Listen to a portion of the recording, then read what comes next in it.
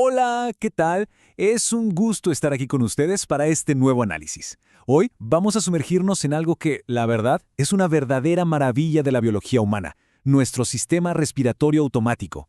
Imaginen esto como una máquina fisiológica incansable, que trabaja día y noche sin que siquiera tengamos que pensarlo. Pero bueno, la gran pregunta es, ¿qué pasa exactamente cuando esta máquina vital empieza a fallar? Para responder a eso, hoy vamos a estructurar una videoclase detallada y extensa acerca de la clasificación de la insuficiencia respiratoria, incluyendo insuficiencia parcial, global, aguda, crónica, gradiente alveolo arterial normal o elevado, hipoventilación, shunt, alteración VQ y trastorno de difusión. Literalmente todo el paquete.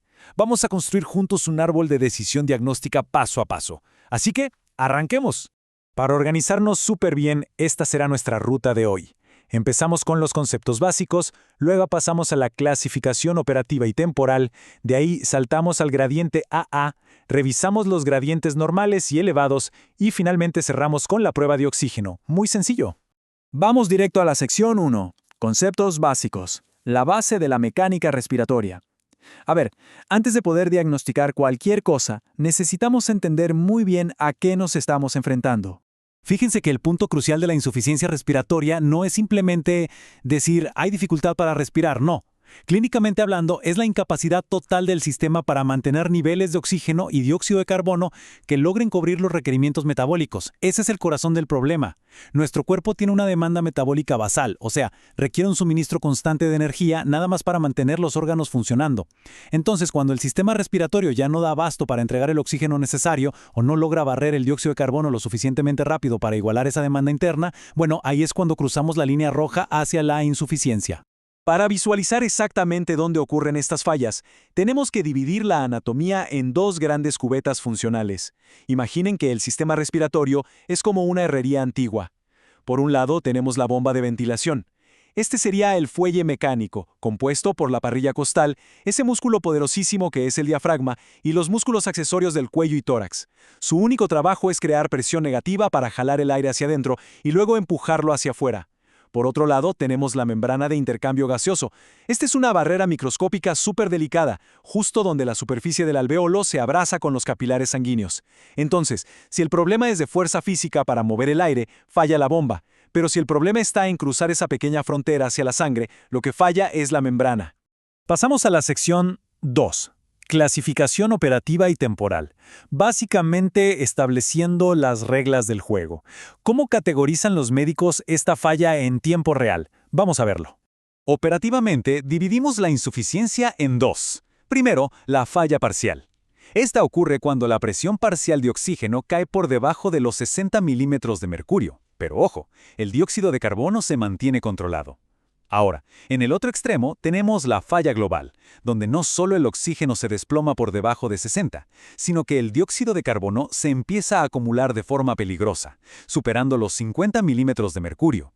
Y aquí hay un dato interesantísimo, ese número 60 para el oxígeno no es para nada un número al azar.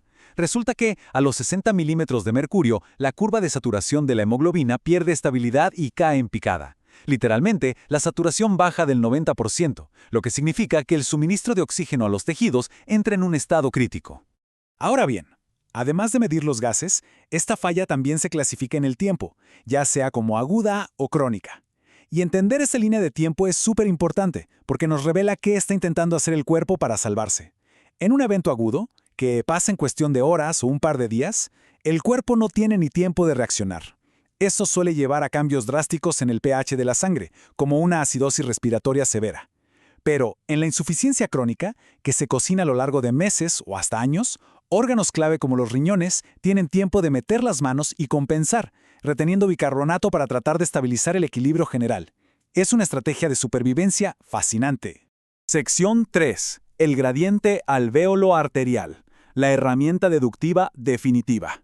Este es, sin lugar a dudas, el héroe de nuestro árbol de decisiones. Pensemos en esta situación. Acaban de recibir los gases arteriales de un paciente y ya confirmaron que efectivamente hay insuficiencia respiratoria.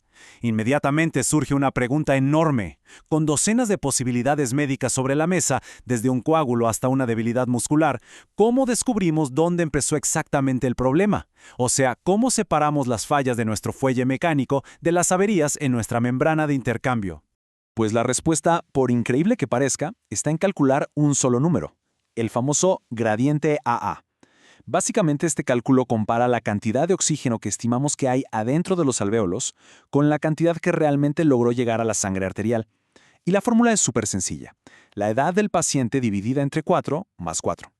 Pero lo que me parece una verdadera locura de esta fórmula es que la línea base fisiológica cambia de forma natural a medida que envejecemos. Por ejemplo, una persona sana de 20 años tiene un gradiente normal de más o menos 9, pero a los 80 años ese gradiente normal salta hasta 24. Al final del día, los pulmones envejecen como todo lo demás y pierden eficiencia, así que ajustar este cálculo según la edad es absolutamente vital para no cometer errores en el diagnóstico. Sección 4. Gradientes normales versus elevados. Los caminos fisiopatológicos divergentes. Y es que calcular este numerito divide inmediatamente nuestro árbol en dos ramas clarísimas. Fíjense cómo podemos agrupar esto en dos categorías mentales muy prácticas.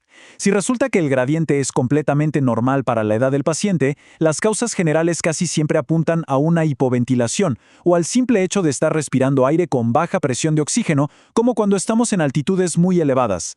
Pero, si el gradiente sale elevado, alerta roja, el pulmón en sí mismo está enfermo. Ahí ya estamos hablando de cosas como una alteración en la relación ventilación-perfusión, la temida VQ, la presencia de un shunt o un trastorno puro de difusión. Vamos a meternos primero por la rama del gradiente normal. Tener un gradiente normal significa que el oxígeno está cruzando la membrana y llegando a la sangre sin ningún problema. El verdadero inconveniente es que simplemente no está entrando suficiente aire nuevo a los pulmones. Esto apunta directo a la hipoventilación. En otras palabras, la bomba anatómica se apagó. Podría ser una falla en el centro respiratorio del cerebro por culpa de algún medicamento o droga, quizás un problema en los nervios que le avisan a los músculos que se muevan, o incluso defectos físicos como fracturas en las costillas o miopatías. Ojo aquí, los pulmones están intactos, es el motor que los empuja el que dejó de funcionar. Llegamos a la sección 5. Gradientes elevados y alteraciones. Cuando la barrera de intercambio falla, veamos qué nos está queriendo decir el cuerpo cuando el cálculo resulta elevado. Un gradiente elevado nos está gritando que hay un problema directamente dentro del tejido pulmonar. Una de las causas más comunes es la alteración de la relación V/Q, un verdadero desajuste. Aquí la ventilación, que es el flujo de aire, y la perfusión, que es el flujo de sangre, se desincronizan completamente. Pensemos en una neumonía, por ejemplo. Los alvéolos se llenan de líquido y moco por la inflamación, lo que reduce drásticamente el área que puede recibir aire fresco, a pesar de que la sangre sigue pasando por ahí como si nada. Por el contrario, en un tromboembolismo pulmonar o TEP, un coágulo bloquea por completo el flujo de sangre a una zona específica, obligando a la sangre a desviarse hacia áreas que probablemente no tienen suficiente aire para oxigenar todo ese exceso de flujo. En ambos escenarios se rompe totalmente el equilibrio. Además de ese desequilibrio BQ, tenemos el shunt y los problemas de difusión. Un shunt, o cortocircuito, es un escenario mucho más extremo. Lo vemos en cosas como el edema pulmonar agudo o el SDRA, donde la sangre literalmente pasa de largo por los pulmones sin hacer ningún intercambio de gases, casi siempre porque los alvéolos están colapsados por completo o inundados de líquido. Por otro lado, las alteraciones de la difusión son verdaderas barreras físicas. Por ejemplo, en la enfermedad pulmonar intersticial, las paredes de los pulmones se vuelven gruesas y se llenan de cicatrices. Y eso hace que a las moléculas de oxígeno les cueste muchísimo más trabajo cruzar hacia el capilar. Y ni hablar del enfisema, donde la superficie misma que necesitamos para el intercambio simplemente se destruye. Y así llegamos a la sección 6, la prueba de oxígeno, el truco clínico final. Ya confirmamos la falla y vimos que el gradiente está elevado. Pero ¿cómo diferenciamos un problema BQ de un shunt severo? Aquí es donde usamos una maniobra clínica súper elegante. Este es el embudo diagnóstico definitivo. Primero, tomamos nuestros gases en sangre arterial para confirmar que, en efecto, tenemos un gradiente elevado. El paso 2 es nuestra intervención. Le conectamos oxígeno suplementario al paciente. Y el paso 3 es simplemente observar cómo reacciona el cuerpo. Al inyectar este combustible extra, básicamente estamos forzando al sistema respiratorio a que nos confiese la naturaleza exacta de la obstrucción. Y este es exactamente el punto que cierra nuestro esquema diagnóstico. Si el problema es una alteración BQ, como en una neumonía leve o un ataque de asma, los niveles de oxígeno del paciente van a mejorar notablemente casi de inmediato. Ese aire extra inunda los alvéolos que todavía funcionan a medias y compensa la falla. Pero por el contrario, si se trata de un shunt verdadero, la oxigenación del paciente no va a mejorar, por más oxígeno suplementario que le pongan. ¿Por qué pasa esto? Porque el oxígeno extra nunca va a lograr tocar la sangre si los alvéolos están totalmente ocupados por líquido, como en un edema masivo o si están colapsados. La sangre está circulando por una ruta que está completamente aislada del aire fresco. No hay manera de que entre. Hemos recorrido un camino larguísimo hoy, desde las definiciones más generales hasta los mecanismos moleculares exactos donde ocurre la falla. Si tomamos en cuenta la división operativa, el impacto del tiempo en cuadros agudos o crónicos y el tremendo poder deductivo de calcular el gradiente AA combinado con la prueba de oxígeno, nos queda una herramienta estructurada increíblemente poderosa. La próxima vez que tengan que enfrentarse a la fisiopatología pulmonar o descifrar un caso clínico súper complejo, piensen en esta estructura. Traten de visualizarlo. La falla está en el gran fuelle anatómico o en la pequeñísima y delicada membrana de intercambio. Guarden este árbol de decisión en su caja de herramientas mentales y les aseguro que ninguna gasometría volverá a ser un misterio. Muchísimas gracias por acompañarnos en este análisis a fondo del sistema respiratorio. Hasta la próxima.